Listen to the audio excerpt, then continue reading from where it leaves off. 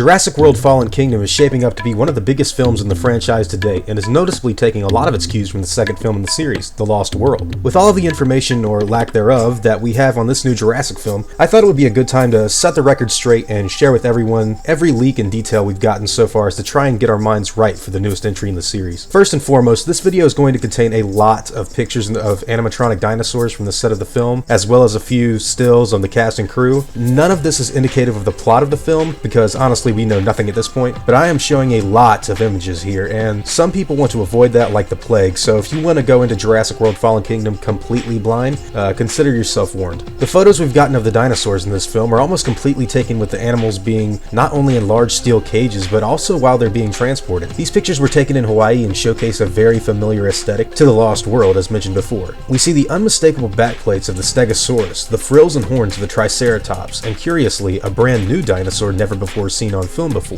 the Stygimoloch. The Lost World was the first film in the series to feature the dome-skulled Pachycephalosaurus, which is a relative of this guy shown now. The difference between this animal and the other are most noticeably the inclusion of small, bumpy, spike-like protrusions around the dome of this guy's skull, which the Pachy, of course, lacks. This dinosaur also has a pretty different color scheme as to what the Pachys had in the Lost World, and he seems to be tranquilized while in his cage. Another tranquilized animal we've gotten pics of is the Tyrannosaurus Rex, who looks to be ready for her transfer off of the island, and away from the inevitable volcanic eruption we've all heard about. This is obviously a visual callback to Roland's tranking of the Buck Rex in the second film, and looks to be getting a great tribute in this new movie. Many people are of the opinion that this Tyrannosaurus will actually die in Fallen Kingdom, hence the title, and may be somewhat of the end of the two Dinosaur Island aspects of the series, and the beginning of the series being moved to a worldwide, chaos-ridden mess. Few have speculated that this Rex will reproduce and possibly lay eggs, and that the offspring would carry on as the series mascot, but unless they find her a mate, I find that highly unlikely. Now, the image of the Dueling Raptor and the Dilophosaurus statues is one that's gotten a lot of people talking about a possible matchup the animals may have in the new film, and I would say this is a very good possibility if the creature is featured more in this film. We know the Dilophosaurus is going to be making a comeback, but we don't really know in how much of a capacity, so anything could happen at this point. The Apatosaurus is also with its own leaked pic guaranteeing its return, and the unseen Baryonyx and Carnotaurus are also highly suspected to make an appearance in the film next year as well,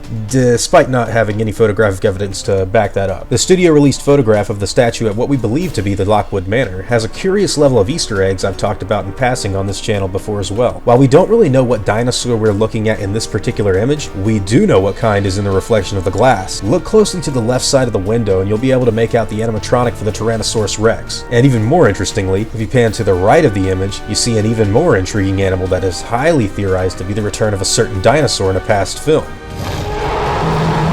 Or it could be a new dinosaur. We don't really know as of now. The other elements of this film seem to be highly reflective of the history of the series, with Owen and Claire washing ashore on a beach in outfits very reminiscent of the clothes our protagonist wore in The Lost World. Bryce Dallas Howard is noticeably wearing an outfit highly similar to the one Julianne Moore donned in the film, and even appears to be more closely resembling Sarah Harding than the white-coated managerial attire she had in the last film. It's said that Claire will be the character to change the most over the course of the three films, and this Sarah Connor-like switch from feminine stiff to being outdoors ready is very welcome to me as a fan. Plus, I kind of had a huge thing for Sarah Harding as a kid and thought she was really...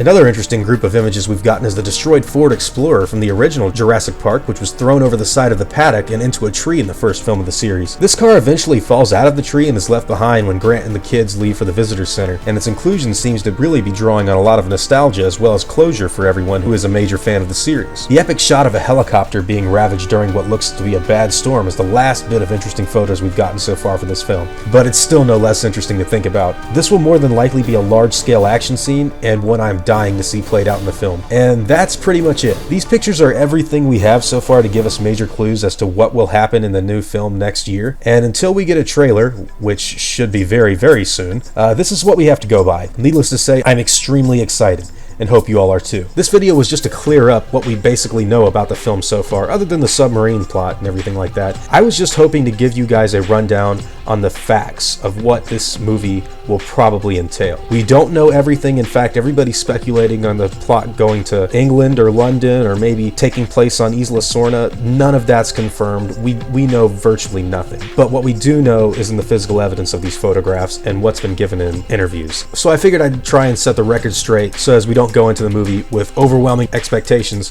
that will never be met. And I want to thank each and every one of you for watching this video and hope you've enjoyed today's content. If If you feel like I've deserved it, I would appreciate the like, and hope you consider subscribing so you can see me again. I'll see you all in the next video, and as always guys, take it easy.